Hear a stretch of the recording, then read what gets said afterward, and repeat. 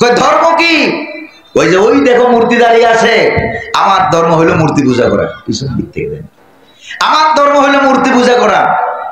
তবে দেখো আমার শরীরের দিকে তাকায় দেখো, প্রায় 50-60 বছর হবে আমি কুষ্ঠরোগে আক্রান্ত। এই মূর্তিটারে কত দুধ কলা খাওয়ালাম, কত পূজা তাকে করলাম, মিষ্টি খাওয়ালাম, প্রসাদ খাওয়ালাম, বললাম আমার রূপটা ভালো করে দাও, কিন্তু মূর্তিতে আমার রূপ ভালো বানাইতে পারে নাই।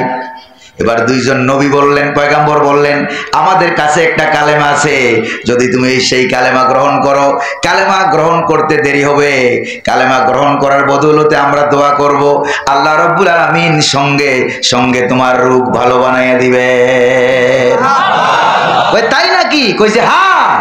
ওই তাইলে তো আর অসুবিধা নাই, কালেমা আমারে পড়াও। কইছে হাত দাও, কালেমা পড়ো, লা ইলাহা ইল্লাল্লাহু ঈসা রূহুল্লাহ। কালেমা পড়লো, হাত দিল। আগে ছিল মুশরিক, এখন হয়ে গেছে মুসলমান। দুইজন পয়গম্বর গায়ে হাত বুলালো, দোয়া করলো। দোয়া করতে দেরি, তাকায় দেখে গোটা শরীর নূরে চকচক করতেছে। 50-60 বছরের কুষ্ঠ রোগ ভালো হয়ে গেছে। কুষ্ঠ রোগ ভালো হয়ে গেছে, খুশিতে আত্মহারা হয়ে গেছে। দৌড় মারলো মূর্তির দিকে, যাইয়া মূর্তির ঠ্যাং ধরে মারলো এক আছাড়। ওই তুই কি একটা খোদা নাকি আসলে একটা বেহুদা? এত বছর দুধ কলা খাওয়াইলাম, আমার রূপ ভালো বানাইতে? ঠ্যাং ধরে মারলো এক আছাড়। আর তাদের মূর্তির প্রতি কত মহব্বত, জোরে বলেন ঠিক কিনা? রাস্তার মোড়ে মোড়ে ভাস্কর্যের নামে মূর্তি, সেই মূর্তির বিরুদ্ধে কথা বলার কারণে আমরা আমাদের মাহফিল থেকে বিরিয়ানি খাইতে পারে নাই, দৌড়ানি খাইয়া আত্মরক্ষা করে জীবন নিয়ে পালাইছি। জোরে বলেন ঠিক না? মূর্তি। আর এখন আল্লাহ পাক এমন আবাবিল পাখিদেরকে লাগাইয়া দিলেন, মূর্তির গলায় রশি লাগাইয়া, তাই না মূর্তি ভাঙা শেষ করছে। যেরকম ঠিক না? হিন্দুরা তাদের মন্দিরে তাদের পূজার জন্য অসংখ্য অগণিত মূর্তি রাখলেও আমাদের কোনো অসুবিধা নাই, কিন্তু মুসলমান পরিচয়ে কোন ব্যক্তি ভাস্কর্যের নামে রাস্তার মোড়ে মোড়ে মূর্তি বানাতে পারে না। এটা ইসলাম ধর্ম কর্তৃক সমর্থিত। তারা মূর্তি চিনতে ভুল করছে, মূর্তির প্রতি মায়া মহব্বত ভালোবাসা, কিন্তু আমার দেশের আপনার এলাকার কুত্তাগুলো মূর্তি চিনতে ভুল করে না। ওরা ভুল করে না, মূর্তি চিনতে ভুল করে না। রাস্তায় একটা মূর্তি পাইলে আপনি রেখে গেলেন, বেড়াটা দেন নাই। যদি খোলামেলা পরিবেশে রাখতেন তাহলে দেখতেন কুত্তায় কেমনে মূর্তির আদর করে। যেরকম ঠিক কিনা? মুহাম্মদ সাল্লাল্লাহু আলাইহি ওয়াসাল্লামের কাছে একটা যুবক আসছে, কান্দে করে একটা ভাঙা মূর্তি নিয়ে। নবী জিজ্ঞেস করলেন, যুবক তোমার মূর্তিটা ভাঙা কেন? কইছে ইয়া রাসূলুল্লাহ, এটা তো আমার খোদা, ছোট্ট মূর্তি। এই খোদাকে আমি সব সময়ের কাজ সাথে রাখি, না জানি কোন সময় কোন বিপদে আপদে পড়ি। রাস্তা দিয়ে হাঁটতে গিয়া হঠাৎ রাস্তার মধ্যে পেটে চাপ এলো, প্রকৃতির ডাক এলো, টয়লেটে যাওয়ার প্রয়োজন হলো। তো মনে মনে ভাবলাম, এই নাপাক জায়গায় তো খোদাকে নিয়ে যাওয়া উচিত হবে না। খোদাকে রাস্তার উপরে রেখে গেলাম কাম সারতে। কাম সেরে এসে দেখি আমার কামও সারা, খোদার কামও সারা, সর্বনাশ। এরপরে এই মূর্তির একবারে মাথা থেকে শুরু করে ঠ্যাং পর্যন্ত পুরা শরীর ভিজা। তো মনে মনে ভাবলাম, খোদার শরীর ভিজা, অবশ্যই কোনো বরকতের পানি টানি হবে। মাথায় হাত দিলাম, হাতে পানি লাগাইয়া জিহ্বায় লাগাইয়া চাটতে লাগলাম। দেখলাম এত জাজালো আর এত দুর্গন্ধ। মনে মনে ভাবলাম, বরকতের পানি এরকম দুর্গন্ধ হবে কেন? এদিক সেদিক তাকালাম, তাকায় দেখি দূরের থেকে একটা কুকুর হেঁটে যাচ্ছে, আর তার নিচের থেকে টপ টপ করে। ইয়া রাসূলুল্লাহ, মেজাজটা বড় খারাপ হয়ে গেল। কোন বরকতের পানি এটা? কি পানি না মুখে দিলাম, সর্বনাশ করলাম। ঠ্যাং ধরে মারলাম এক আছাড়। তুই তো কুত্তার পেশাব দিয়া নিজেরে বাঁচাইতে পারলি না, আমারে বিপদ থেকে বাঁচাবি কেমনে? হাদিস শরীফে এসেছে, নবীজি হেসে দিয়েছিলেন। এই একমাত্র একবার মাত্র আল্লাহর নবী হাসার কারণে দন্ত মোবারক বিকশিত হয়ে গিয়েছিল, অট্ট হাসি এসেছিলেন। অন্য কোনদিন নবীজির হাসিতে সাহাবায়ে কেরাম দাঁত দেখেন নাই, এত অট্ট হাসি এসেছিলেন। জিজ্ঞেস করলেন, যুবক আমার কাছে কেন এসেছ? যুবক বলল, ইয়া রাসূলুল্লাহ, ইয়া হাবিবাল্লাহ, ওই মূর্তিগুলির দুর্বলতা, অক্ষমতা, দীনতা, হীনতা, অসারতা, দুর্বলতা আমার কাছে ধরা পড়েছে। ওরা নিজেকেই বাঁচাইতে পারে না, আমারে দুনিয়াও বাঁচাইতে পারবে না, পরকালও আমারে বাঁচাইতে পারবে না। ইয়া রাসূলুল্লাহ, আপনি আমাকে ইসলামের দীক্ষা এবং শিক্ষা আমাকে দিয়ে দেন। নবীজি বললেন, যুবক হাত দাও।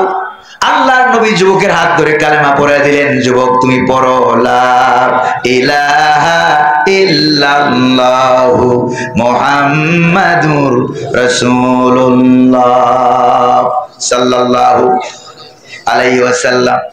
প্রিয় ভাইরা আমার, এই দুইজন লোকের হাতে হাত দিয়া ওই মিস্ত্রি বেচারা গরিব মানুষ ইসলাম গ্রহণ করলো। আপনাদের এলাকায় আছে না কিছু গরিব মানুষ? ঠেলা গাড়ি চালায়, রিক্সা চালায়, অটো গাড়ি চালায়, অন্যের বাড়িতে কাজ করে, গার্মেন্টসে কাজ করে, এরকম গরিব মানুষ আছে নাকি নাই? কিন্তু এই গরিব মানুষরাই দেখবেন আপনার বিপদ মুসিবতে দৌড়ে আপনার কাছে সাহায্য করার জন্য আসবে। কোথাও কে মারা গেল কিনা, গ্রামগঞ্জে দেখা যায় মৃত্যুর খবর শুনলে দৌড়িয়া গরিব মানুষের আসে, এসে বলে ভাইজান কোন জায়গায় কবর খুঁড়বেন, বিনা পয়সায় এসে কবর খুঁড়ে দিয়ে যায়, গোসল করে দিয়ে যায়, বিনা পয়সায় কবর খুঁড়ে দিয়ে যায়। কিন্তু দুঃখের বিষয় হলো সত্য, দাওয়াত অনুষ্ঠান বিবাহ শাদী যখন হয় তখন বড় বড় বাড়িওয়ালারা দাওয়াত পায়, ওই গরিব মানুষগুলো দাওয়াত পায় না। আমার মনে হয় আপনাদের এলাকার পরিস্থিতিও এর চেয়ে ভিন্ন নয়, ঠিক কিনা বলেন? গরিব মানুষ ইসলাম গ্রহণ করলো। ভাইরা আমার, এই যে স্বাধীনতার আন্দোলনে 1971 সালে 2024 সালে যারা জীবন দিল, ধনীরা না গরিবরা বেশি? জোরে কোন না কারা? কারণ যুগে যুগে ইসলাম বিরোধী জালেম স্বৈর শাসকেরা সবচাইতে বেশি জুলুম করে গরিবদের উপরে, জোরে কোন ঠিক না? আর ধনীরা জালেম শাসকের অধিকাংশ ক্ষেত্রেই পদলেহন করে দালালি করে। এরকম এক শ্রেণীর আলেম নামের লেবাসদারি জালেমও আমার দেশে আছে নাকি নাই? শাহবাগে গিয়া একাত্মতা ঘোষণা করে, দেখছেন আপনারা? শাহবাগে গিয়া একাত্মতা ঘোষণা করে, ইসলাম বিরোধী কাফের বেদিনের সাথে একাত্মতা ঘোষণা করে কয় যে মাওলানা সাইদির ফাঁসি আমিও চাই। নাউজুবিল্লাহ কবেন না? বলছে না, বলে না, বানায় বলছি নাকি? আবার আরেক দল আছে জান্নাতের সার্টিফিকেট দেয়, বেহেশতের টিকিট বিক্রি করে, যেরকম ঠিক কিনা? তো কোথায় তোমার বেহেশতি টিকিট? পালাবো না, জায়গা দিবেন, দুইটাই আছে, যেরকম ঠিক না? পালাবো আছে, আবার জায়গা দিবেনও আছে। যেই জায়গায় জায়গা চাইছিলেন ওই জায়গায় জায়গা পান নাই, ঠিক না ভাই? প্রিয় ভাইরা আমার, এরপর দেখেন তাফসীরের ধারাবাহিকতায় আমরা ঢুকতেছি আস্তে আস্তে। ওই কাঠমিস্ত্রিকে বললেন, তোমার দেশে জালিম শাসক কাফের বেদিনেরা রাষ্ট্র চালায়, তাদেরকে আমরা কালিমার দাওয়াত দেব। তুমি তো ইসলাম গ্রহণ করলে, আমরা তাদেরকে দাওয়াত দেব।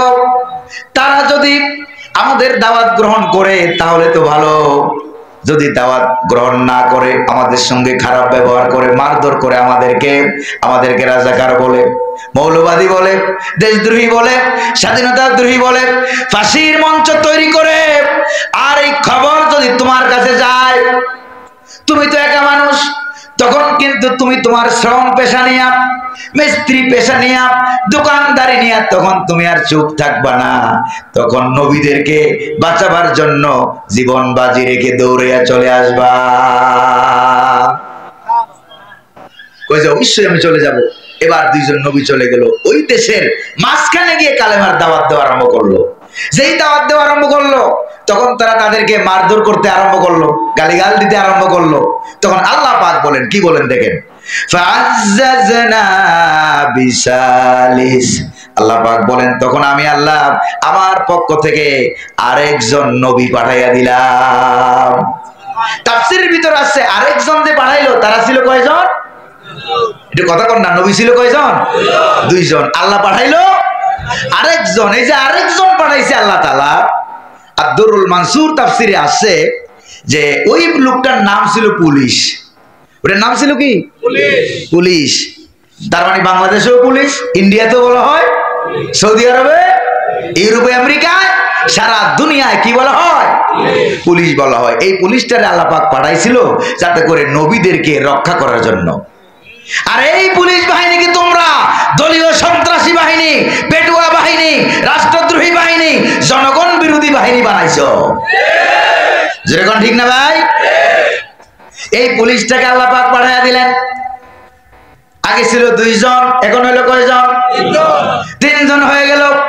তিনজন মিলে এবার বলল, কি বলল দেখেন, ক্বালু রাব্বুনা ইয়ালামু ইন্না ইলাইকুম লামুরসালুন ওয়া মা আলাইনা ইল্লাল বালাগুল মুবিন।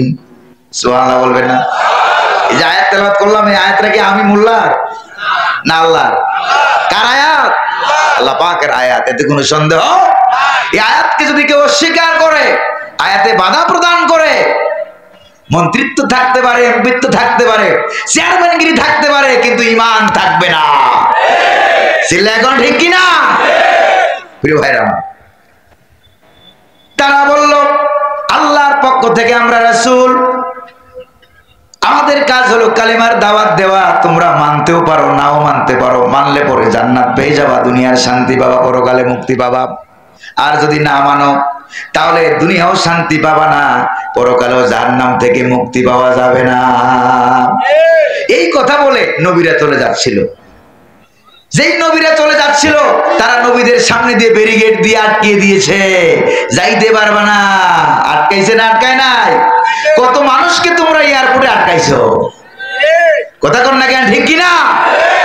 কত মানুষকে ব্যারিকেড দিয়েছো, কত মানুষকে গৃহবন্দী করেছো, কত মানুষকে তোমরা বাড়ি চতুর্দিক দিয়ে নিজের পেটুয়া বাহিনী, সাদা বাহিনী, কালা বাহিনী, লাল বাহিনী, লীল বাহিনী, 14 গোষ্ঠী বাহিনী বাংলাদেশের আবাবিল পাখির হাতে খাইলো ধরা। যেরকম ঠিক না ভাই? কি যে অবস্থাটা হয়েছিল। আপনার যার ভাই মারা গেছে সে বুঝতেছে, যার ছেলে মারা গেছে, যার মেয়ে মারা গেছে, যার বাবা মারা গেছে, মা মারা গেছে গুলি খাইয়া, তারপরে আহত হয়ে যারা হাসপাতালে আছে, বিদেশে চিকিৎসারত আছে, তারা বুঝতেছে আসল ঘটনা।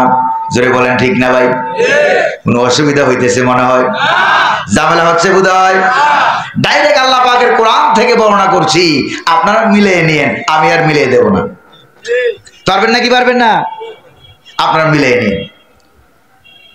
প্রিয় ভাইরা আমার, এই কথা বলে যখন নবীরা চলে যাচ্ছিল, তারা নবী আর একজন পুলিশ এদের সামনে দিয়ে তারা ব্যারিকেড দিয়েছে, যাইতে পারবা না। শুধু ব্যারিকেড দেয় নাই, কি বললো দেখেন, ব্যারিকেড দিয়ে তারা বলতে আরম্ভ করলো, ক্বালু ইন্না তাতায়্যারনা বিকুম লা ইল্লাম তানতাহু লানারজুমান্নাকুম ওয়া লা ইয়ামাসসান্নাকুম মিন্না আযাবুন আলীম। তখন তারা বলতে লাগলো, ও নবীরা, অবশ্যই তোমাদেরকে আমরা কুলক্ষণ মনে করি, তোমরা দেশ বিরোধী। নাউজুবিল্লাহ বলবেন? আপনারা বলেন, কোন নবী কি দেশ বিরোধী হতে পারে? কোন নবী কি কুলক্ষণ হতে পারে? ইসলামকে যারা কুলক্ষণ মনে করে, বরং তারাই কুলক্ষণ। যেরকম ঠিক কিনা? নবীদেরকে বললো তোমরা দেশ বিরোধী। বর্তমান জমানায় হইলে হতে বলতো রাজাকার, মৌলবাদী, স্বাধীনতা বিরোধী। রাজাকারের তালিকা তোমরা প্রকাশ করেছো, সত্য কথা তোমাদের ভালো লাগে না।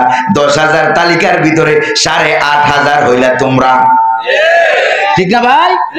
তো 8,500 যদি তোমাদের দলে থাকে, তোমরা যদি মুক্তিযোদ্ধার দল হও, তাহলে যেই দলে 20 জন 30 জন আছে, ওরা রাজাকারের দল কেমনে হয় আমরা একটু বুঝাও। যেরকম ঠিক না ভাই? ওই যে গ্রামগঞ্জে কথা আছে, উচিত কথায় কি জানি কয়, উচিত কথায় বউ বেজার, গরম ভাতে বিলাই বেজার, কথা আছে নাকি নাই? এই যে গ্রামগঞ্জে বলে, তো এখন বেজার হয়েও কোনো লাভ নাই। যেরকম ঠিক না ভাই? সময়ের চাকা ঘুরাই দিল কে? আল্লাহ পাক। কোন নবী দেশ বিরোধী হতে পারে না, কোন নবী গুনাহগার হতে পারে না। আহলে সুন্নাত ওয়াল জামাতের আকীদা হলো কোন নবীর আমলনামায় কোনো গুনাহ নাই। সুবহানাল্লাহ পড়েন। কোন নবীকে কবরে কোনো প্রশ্ন করা হয় নাই, হাসরে প্রশ্ন করা হবে না, হাসরে আমলনামা দেওয়া হবে না, হাসরের ময়দানে কোন নবীর কোন আমল ওজন দেওয়া হবে না। আল্লাহু আকবার বলেন। ওজন দেবে কার আমল? যার গুনাহও আছে সওয়াবও আছে, তার আমল ওজন হবে। কিন্তু নবীদের তো গুনাহই নাই, এজন্য ভালো করে খেয়াল করেন, কবরে প্রশ্ন নাই, হাসরে প্রশ্ন নাই, হাসরে আমলনামা দেওয়া হবে না, ওজন দেওয়া হবে না। সকল নবীকে বিনা হিসাবে রব্বুল আলামিন জান্নাত দান করবেন। আবার আরেকটা আকীদার কথা বলে দেই, সকল পয়গাম্বর কবরে জীবিত এবং দাঁড়ায়া দাঁড়ায়া নামাজ পড়ে। জোরে কোন সুবহানাল্লাহ। নবীজি মেরাজ শরীফ থেকে আসলেন, এসে বললেন, ও আমার সাহাবীরা, বুরাকে চড়ে যখন আমি মেরাজ যাচ্ছিলাম, তুর পাহাড়ের টিলার উপর দিয়া, যেই তুর পাহাড়ে আমি গেছি 3 বার, একবার ওয়াটার লেভেল থেকে প্রায় 2.5 কিলোমিটার উঁচা, সেই তুর পাহাড়ের উপর দিয়া মুহাম্মদ সাল্লাল্লাহু আলাইহি ওয়াসাল্লাম বলছেন, আমি যখন মেরাজে যাচ্ছিলাম বুরাকের উপর দিয়ে চড়িয়া, এই বুরাকের পিঠের উপরে বসা আমি দেখলাম, নজর করে, রাইতু মূসা কাইমান ইউসাল্লি ফি কবরিহি। বুরাক থেকে আমি নজর করে দেখলাম হযরতে মূসা আলাইহিস সালাম কবরের ভিতরে দাঁড়িয়ে আছে, আর দাঁড়িয়ে দাঁড়িয়ে তিনি নামাজ আদায় করছেন। সুবহানাল্লাহ। তবে দুনিয়ার জীবন আর কবরের জীবন এক নয়, ভালো করে খেয়াল করেন। এই ব্যাপারে ইমাম বাইহাকী রাহমাতুল্লাহ আলাইহি আলাদা একখানা কিতাব রচনা করেছেন, হায়াতুল আম্বিয়ায়ে ফি কুবুরিহিম। সকল পয়গাম্বর কবরে জীবিত এবং দাঁড়ায় দাঁড়িয়ে নামাজ পড়ে। আল্লাহু আকবার বলা যায় না? সুবহানাল্লাহ বললে আপনাদের এলাকায় সওয়াব হয় না গুনাহ হয়? কদ্দুর সওয়াব? তামলাউ মা বাইনাস সামাই ওয়াল আরদ, আকাশ এবং জমিনের মাঝখানে ফাঁকা জায়গা যদ্দূর, একবার সুবহানাল্লাহ বললে এই ফাঁকা জায়গা সব দিয়ে ভরপুর হয়ে যায়। এই ওয়াজ যখন মাঝে মাঝে করি, এক মাহফিলে ছিল এক বুড়া মুরব্বী, মুরব্বী বুঝেন তো? এখন তো মুরব্বী বলতো সতর্ক হয়ে বলতে হয়, কারণ এটাও তো ভাইরাল। যুবকেরা বুঝে হাসে, দেখছেন? যুবকেরা বুঝবে তো হাসবে, ঠিক তো আছেই, কারণ মুরব্বী ভাইরাল আছে নাকি নাই?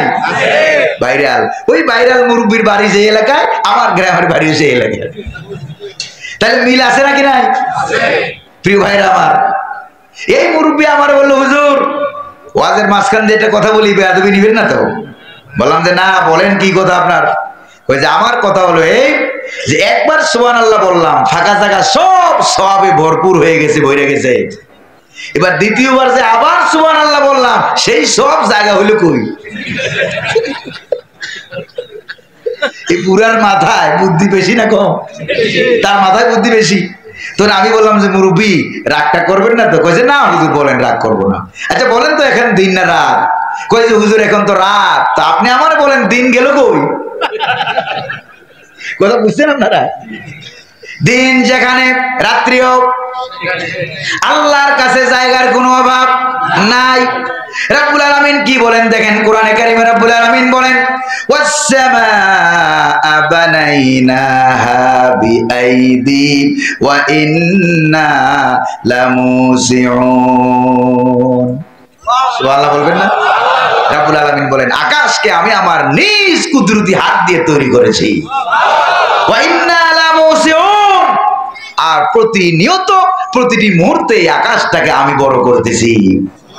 তোমার বিজ্ঞান অজ্ঞান হয়ে গেছে এই জায়গায়, এখনো আকাশ আবিষ্কার করতে, আমেরিকা আবিষ্কার করতে পেরেছে বিজ্ঞানীরা, কিন্তু আকাশ আবিষ্কার করতে পারে নাই। মাটির নিচে কবরে কি হচ্ছে আবিষ্কার করতে পারে নাই। মরা মানুষ আর জিন্দা মানুষের মধ্যে পার্থক্য কি?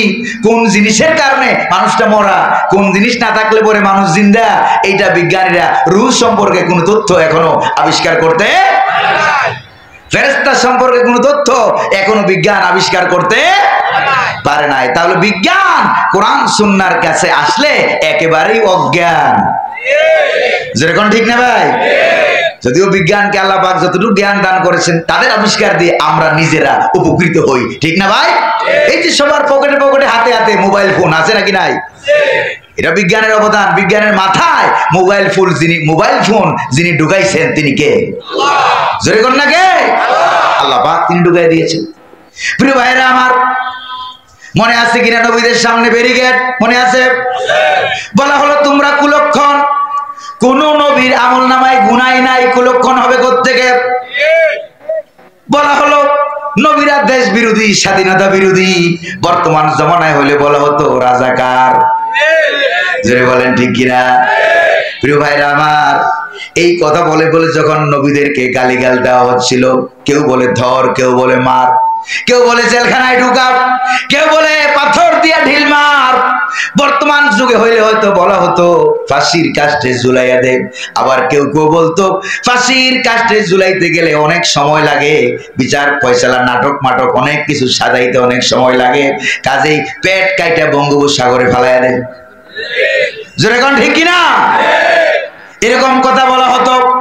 প্রিয় ভাইরা আমার, যারা এমন কথা বলতো তারা বর্তমানে এমন বিপদে পড়ছে। আচ্ছা, বিপদ আপদ মুসিবতে পড়লে আমরা একটা দোয়া পড়ি, দোয়াটার নাম নাকি? নাম কি? দোয়া ইউনুস। কিন্তু ওরা বিপদে পড়ে যে দোয়াটা পড়বে, দোয়া ইউনুস পড়ার কপালও তাদের নাই। জোরে কোন ঠিক কিনা? কারণ পরবর্তীতে যে লোকটা আসছে এই লোকটার নাম হলো ডক্টর ইউনুস। কথা বুঝেন না? বুঝেন না? এটা খেলা কার? এটা আল্লাহ পাকের বড় মারাত্মক লীলা খেলা। সুবহানাল্লাহ। প্রিয় ভাইরা আমার, শুনতেছেন তো আপনারা? অসুবিধা হচ্ছে না তো ভাইরা? এবার খেয়াল করেন, নবীদেরকে হুমকি ধমকি দেওয়া হলো। এবার নবীরা প্রতিবাদ করে বললেন ক্বালু তাইরুকুম মাকুম আইন যুকিরতুম বাল আনতুম কওমুম মুসরিফুন। আসেনি সূরা ইয়াসিনে? প্রিয় ভাইরা আমার, নবীরা বলল আমরা কুলক্ষণ না, বরং তোমরাই কুলক্ষণ, তোমাদের কারণে পাচার হয়। ঠিক না ভাই? তোমাদের কারণে পাচার হয়, তোমাদের কারণে দ্রব্যমূল্য বৃদ্ধি পায়, তোমাদের কারণে নবীদের সঙ্গে বেয়াদবি করার কারণে ওরা বৃষ্টি হয়েছে, দুর্ভিক্ষ দেখা দিয়েছে। আছে কিনা তাফসিরে জালালাইনে এই ঘটনায় উল্লেখ করা হয়েছে। প্রিয় ভাইরা আমার, বরং তোমরাই বড় কুলক্ষণ।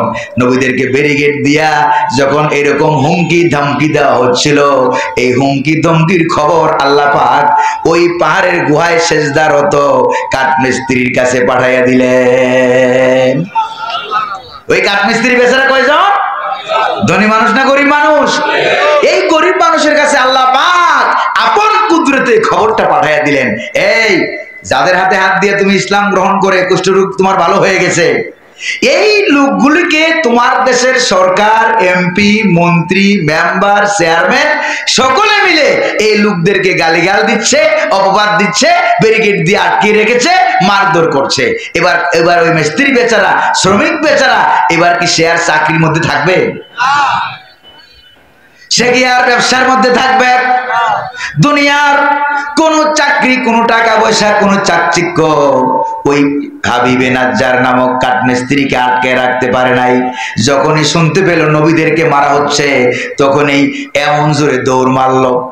তার কোনো গাড়ি টাড়ি ছিল না, ঘোড়া ছিল না, গাধা ছিল না, বাহন ছিল না, খচ্চর ছিল না, উট ছিল না। বেচারা এতই গরিব মানুষ, শহরের প্রান্ত থেকে, মনে করেন গাজীপুর থেকে এক দৌড় মারলো, এক দৌড়ে ঢাকা বিশ্ববিদ্যালয়ের সামনে গিয়ে হাজির হয়ে গেছে। দৌড় মারলো কয়টা? একটা দৌড় মারলো। ওই বেচারার দৌড়টা আল্লাহ পাকের কাছে এত ভালো লেগেছে, আল্লাহ পাক তার দৌড়ের কথাটাও সূরা ইয়াসিনের আয়াত বানাইয়া নাজিল করে দিয়েছেন। وجاء من أقصى المدينة رجل يسعى قال يا قوم اتبعوا المرسلين সুবহানাল্লাহ বলবেন না এমন জোরের ব্যক্তি দৌড় মারল মিন আকসাল মাদিনাতি শহরের উপকণ্ঠ থেকে প্রান্ত থেকে এমন জোরে দৌড় মেরে এসে দাঁড়িয়ে গেল দৌড় মেরে এসে দেখে একজন পুলিশ দুইজন নবী দাঁড়িয়ে আছে একবারে এক দৌড়ে তাদের সামনে দাঁড়িয়ে গেছে ধনী মানুষ না গরিব মানুষ আন্দোলন করতে বিপ্লব করতে টাকা লাগে না পয়সা লাগে না শুধুমাত্র জনগণের মনের একটা মিল থাকাই যথেষ্ট চিল্লা এখন ঠিক কিনা টাকা দিয়ে পয়সা দিয়ে আমরা বিজয়ী হয়েছি টাকা লাগছে পয়সা লাগছে ঐক্যবদ্ধ আন্দোলন আর আল্লাহ পাকের রহমত চিল্লা এখন ঠিক কিনা এমন জোরে দৌড় মারলো এক দৌড়ে এসে বেচারা একবারে নবীদের সামনে দাঁড়ায় গেছে কাঠমিস্ত্রি কয়জন তো একজন হইলে নাকি প্রতিবাদ নাই এরকম একদল বিলাতি হুজুর বাংলাদেশে আছে নাকি নাই কথা কম তো দেখি তারা কথায় কথায় বলে আমরা সংখ্যায় কম নবীদের গালি দিলে আমরা প্রতিবাদ করব কেমনে শক্তি নাই এবার আল্লাহর কোরআন বলছে দেখেন কাঠমিস্ত্রি ছিল কয়জন একজন লোক কেমনে প্রতিবাদ করে দেখেন মদিনার শরীফ বসে বসে মদিনার হুজুর হইয়া মদিনার খেজুর খাওয়া অনেক মজা কিন্তু মদিনার সুন্নত পালন করা এত মজা না দাম্মামে বসে এসি রুমের ভিতরে বসে বসে ফতোয়া দাও আল্লামা সাইদির বিরুদ্ধে জোরে বলেন ঠিক কিনা ফতোয়া দাও মুসলিম আলেমদের বিরুদ্ধে ফতোয়া তারা দিছে নাকি দেয় নাই ফতোয়া দিয়েছে কই নবীরে গালি দিলে আমার কিছু করার নাই আল্লাহ তাদের সর্বনাশ করবে আমি বলি ভাই তুই বাইচে থেকে কোনো লাভ নাই তোর মধ্যে আর আমার দেশের কুত্তার মধ্যে অনেক তফাৎ আমার দেশের কুকুরগুলিও নবীর পক্ষে চিল্লায় কোন আল্লাহু আকবার আর তুমি মানুষ হইয়া আলেম পরিচয় দিয়ে নবীর পক্ষ অবলম্বন করতে পারো না প্রিয় ভাইরা আমার একটা লোক দৌড়ে এসেছে এই সূরা যখন আমি প্রথম তেলাওয়াত করি তাফসীর যখন পড়ি তখন চিন্তা করলাম এই সূরা ইয়াসিন একবার তেলাওয়াত করলে 10 খতম কোরআনের সওয়াব হয় সুবহানাল্লাহ বার বলেন সুবহানাল্লাহ সূরা ইখলাস 3 বার পড়লে 1 খতম কোরআনের সওয়াব পাওয়া যায় নাকি যায় না কারণ কি সূরা লাহাবের বেলায় তো এই ফজিলত নাই কারণ সূরা লাহাব তাব্বাত ইয়াদা আবি লাহাব এই সূরার আলোচ্য বিষয় হলো আবু লাহাব ভালো মানুষ না খারাপ মানুষ এইজন্য এই সূরার ফজিলত হচ্ছে শুধুমাত্র ফজিলাতুল জিকির ফজিলাতুল মাযকুর নয় আলেমরা বুঝবেন এই সূরার ফজিলত হলো শুধু কোরআনের আয়াত এটাই ফজিলত আর সূরা ইখলাস 3 বার তেলাওয়াত করলে কি হয় 3 বার তেলাওয়াত করলে 1 খতম কোরআনের সওয়াব হয় কারণটা কি কারণ সূরা ইখলাসের আলোচ্য বিষয় হলো আমার আল্লাহ ঠিক কি না গো আর সূরা ইয়াসিন একবার তেলাওয়াত করলে 10 খতম কোরআনের সওয়াব হয় সবচেয়ে বেশি সওয়াব সুবহানাল্লাহ বলবেন না সবচেয়ে বেশি সওয়াব 10 খতম কোরআনের সওয়াব হয় কারণটা কি আমি খুঁজতেছিলাম খুঁজতে খুঁজতে গিয়া আমার কাছে যে কারণটা ধরা পড়লো ভাইরা আমার এই কারণটা হলো এই সূরার ভিতরে এই গরিব মানুষের ঘটনা আলোচ্য বিষয় হওয়ার কারণেই আমার মনে হয় আল্লাহ পাক ওই ব্যক্তির আমার নামায় আমলে 10 খতম কোরআনের সওয়াব দান করে এটা হলো ফজিলাতুল মাযকুর ইমাম আযম রাহমাতুল্লাহ আলাইহি ফিকুল আকবর কিতাবে এটা উল্লেখ করেছেন প্রিয় ভাইরা আমার এই লোক দৌড়ে আসলো আয়েশা একবার নবীদের সামনে দাঁড়ায় গেছে দাঁড়াইয়া সে তার জাতির এমপি মন্ত্রীকে উল্লেখ করে কি বলে দেখেন গরিব মানুষ টাকা নাই পয়সা নাই একেবারেই দেহ ছাড়া কোনো কিছু পুঁজি নাই একটা পুঁজি আছে সেই পুঁজির নাম কি যেরকম না সেই পুঁজির নাম কি কাজে আপনি ভারতকে বলতে পারেন ভারত তোমার সৈন্য আছে বিমান আছে কামান আছে অস্ত্র আছে হেলিকপ্টার আছে আরো বিভিন্ন আধুনিক অস্ত্র আছে আমাদের সেই অস্ত্র নাই কিন্তু আমাদের কাছে একটা অস্ত্র আছে তোমাদের আছে বিমান কামান আমাদের একটা অস্ত্র আছে সেটার নাম হলো মজবুত ঈমান চিল্লা এখন ঠিক কি না যদি বিমান কামান দিয়ে অস্ত্র দিয়ে তোমরা বিজয় লাভ করতা তাহলে 5 আগস্টেই বিজয় লাভ করতা। যেরকম ঠিক না ভাই? আমরা বেঁচে গেছি যুগে যুগে, আমরা মুসলমানরা টিকে আছে ইমানের কারণে। প্রিয় ভাইরা আমার, এই লোকটা ইমান নিয়ে দাঁড়িয়ে গেল, বলল অনুরোধ নয়, অনুরোধ নয়, ডাইরেক্ট দাঁড়িয়ে এসে বলল ইয়া কওমি, ও আমার দেশের লোকেরা, ইত্তাবিউল মুরসালিন, নবীদের অনুসরণ করো। অনুরোধ না অর্ডার? সুবহানাল্লাহ বলবেন না? এটা কি সহজ কথা মনে করেন? একটা গরিব মানুষ একটা দেশের বিরুদ্ধে দাঁড়িয়ে গেছে, নবীদের পক্ষে দাঁড়িয়ে এসে বলছে ইত্তাবিউল মুরসালিন, নবীদের অনুসরণ করো। অনুরোধ করেন নাই, ডাইরেক্ট অর্ডার করলেন, ডাইরেক্ট অর্ডার করলেন। কত বড় সাহস তার! ইত্তাবিউ মান লা ইয়াসআলুকুম আজরাও ওয়া হুম মুহতাদুন, ওই নবীদের অনুসরণ করো, নবীরা তোমাদেরকে দাওয়াত দেয়, নিজের খাইয়া দাওয়াত দেয়, দাওয়াতের বিনিময়ে তোমাদের কাছে চায় না, দাওয়াতের বিনিময়ে চায় কার কাছে? আর বর্তমানে আল্লাহ ফাসমাউন, আমার পরিচয় তোমরা জানতে চেয়েছো, ফাসমাউনি, এই নুনের নিচে একটা জের দেওয়া আছে, এটা হলো ইয়ায়ে মুতাকাল্লিমের পরিবর্তে আলেমরা বোঝে। তাফসীরে জালালাইনে উল্লেখ করা হয়েছে ফাসমাউনি, আমাকে ভালো করে শুনে রাখো, জেনে রাখো, আমি হলাম আল্লাহওয়ালাদের গ্রুপ, নবীওয়ালা গ্রুপ, আমি একজন ইমানদার। এবার আপনারা বলেন, আসল পরিচয় দেওয়ার পর এবার মায়ের আগের থেকে বাড়বে না কমবে? মায়ের বেড়ে গেল। কেউ মারে হাত দিয়া, খেয়াল করেন, কেউ মারে হাত দিয়া, তাফসীর দুরুল মানসুরে লম্বা ঘটনা এসেছে, অন্য তাফসীরে এই ঘটনাটা এত বিস্তারিত আসে নাই। প্রিয় ভাইরা আমার, অনেকগুলি তাফসীর আমি খোঁজ করে দেখেছি, প্রায় 32টা তাফসীর।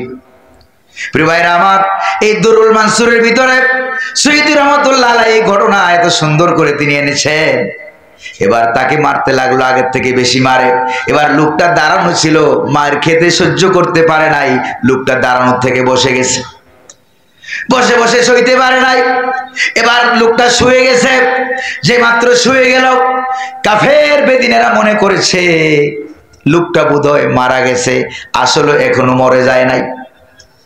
এবার তারা তার লাশের উপরে নাচতে লাগলো। এই নাচানাচি আসেনি এখন না? নাই, ছিল ছিল, লাশের উপরে নাচতে লাগলো। তাফসীরের ভিতরে আছে, লাশের উপরে নাচতে নাচতে তার পিঠের গোশতগুলো আলাদা হয়ে গেছে, পিঠের গোশতগুলো আলাদা হয়ে গেছে, মেরুদণ্ডের হাড্ডি যেটা ছিল ভেঙে টুকরা টুকরা হয়ে হাড্ডিটা বেড়ে গেছে, কিন্তু জীবনটা এখনো বাইর হয় নাই। আল্লাহ রাব্বুল আলামিন সেই সময় ডাক দিয়ে বললেন, জিবরাইল জলদি করে যাও, 7 আকাশের 7টা দরজা খুলে দাও। 7 আকাশের 7টা দরজা খুলে দেওয়া হলো। জান্নাতের দরজা খুলে দাও, বেহেশতের দরজাটাও খুলে দেওয়া হলো। আর আমার ওই গরিব মানুষ বেচারা হাবিবে নাজ্জারের রূহটা বেরিয়ে যাওয়ার আগে আগে তার চেহারাটা একটু উঁচু করে ধরো, তার চোখের পাওয়ার আমি বাড়াইয়া দিলাম, ওই আকাশের দরজার দিকে ধরো, জান্নাতটা সে দেখতে দেখো।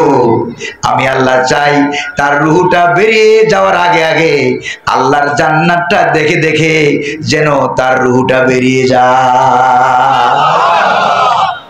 শুধু জান্নাতটা দেখাইলেই হবে না, শুনে থাকো, শুনে নাও, আমার পক্ষ থেকে জান্নাত দেখাইও দাও। আবার জান্নাতের ঘোষণাপত্র ওই মিস্ত্রি বেচারার কানে কানে শোনায় দাও। কিলা দুখুলিল জান্নাহ ক্বালা ইয়া লাইতা কওমি ইয়ালামুন। সুবহানাল্লাহ বলবেন।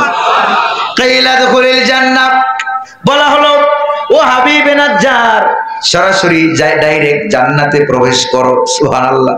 বেহেশতের ভিতরে প্রবেশ করো, জান্নাতের ভিতরে প্রবেশ করো। জান্নাত দেখতেছে, ঘোষণাপত্র শুনতেছে, শোনার পর ওই হাবিব খুশি না হইয়া সে এবার কাঁদতেছে, ইয়া লাইতা কওমি ইয়ালামুন, যারা আমাকে মারতেছে ওই আমার জাতির লোকেরা যদি জানতো, বিমা গফারালি রব্বি ওয়া জাআলানি মিনাল মুকরামিন।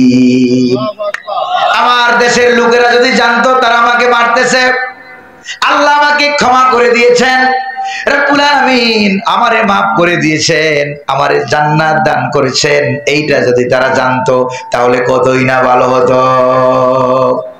প্রিয় ভাইরা আমার, তাকে মারতেছে, আপনি কি মনে করছেন সহজ জিনিস? ফাঁসির মঞ্চে নিয়ে যাচ্ছে। স্যার আপনার আর মাত্র 3 ঘন্টা হায়াত বাকি আছে। কয় ঘন্টা? 3 ঘন্টা বাকি আছে। এই 3 ঘন্টার ভিতরে আপনি যা যা করার করে নেন, কি কি খাবেন, কথাবার্তা বলেন, সব সেরে নেন। এবার স্যার বলতেছে 3 ঘন্টার ভিতরে আমি 2 ঘন্টা ঘুমাই। সুবহানাল্লাহ বলবেন না? 2 ঘন্টা ঘুমায় নেই, তোমরা আমারে জাগায়া দিও। তিনি ঘুমাইয়া নিলেন, ডাক দেওয়া হলো। পুলিশেরা ডানে বামে সামনে পিছনে পুলিশ, এরা মনে মনে ভাবলো ঠ্যাং হাত পা বাইন্ধা ফাঁসির কাস্টে নেওয়া লাগতে পারে। কিন্তু স্যার বললেন যে বললেন আমার হাতে ধরা লাগবে না, রশি বাঁধা লাগবে না, আমাকে কোন দিকে যাব বলো, দেখাই দাও। এরকম ভাবে কয়েকটা কদম দিয়ে ফাঁসির মঞ্চে গিয়ে হাজির হয়ে গেলেন। পুলিশেরও তার সাথে কদম দিয়ে বলাইতে পারে না। এটা সহজ মনে করেন? বসে বসে তাসবিহ জপা অনেক সহজ। সুবহানাল্লাহ 33 বার, আলহামদুলিল্লাহ 33 বার, আল্লাহু আকবার 34 বার বলা অনেক সহজ। আমি এগুলিকে হেও করছি না। আজীবন তাসবিহ নিয়ে থাকবেন না, ঠিক কিনা কোন? কোন পয়গম্বর আজীবন তাসবিহ নিয়ে থাকেন নাই, কোন সাহাবী আজীবন তাসবিহ নিয়ে থাকেন নাই।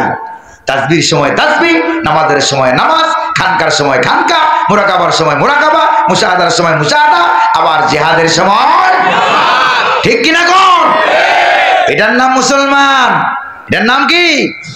রুহবানুল লাইল ফুরসানুন নাহার। রাতের বেলায় তাহাজ্জুদ গুজারি, আর দিনের বেলায় অশ্বারোহী ইসলামী বিপ্লবের পথে তারা দৌড়ে আগায় যায়। ও আমার কর্মীরা, তোমাদের প্রতি মেসেজ হলো, আমার শাহাদাতের পর আমার লাশ নিয়ে রক্ত নিয়ে কোনো মিছিল মিটিং করবা না, বরং আমার লাশ আমার রক্ত এগুলিকে কাজে লাগাইয়া ফাউন্ডেশন বানাইয়া বাংলার জমিনে কোরআনুল কারীমের রাজ কায়েম করে দিবা।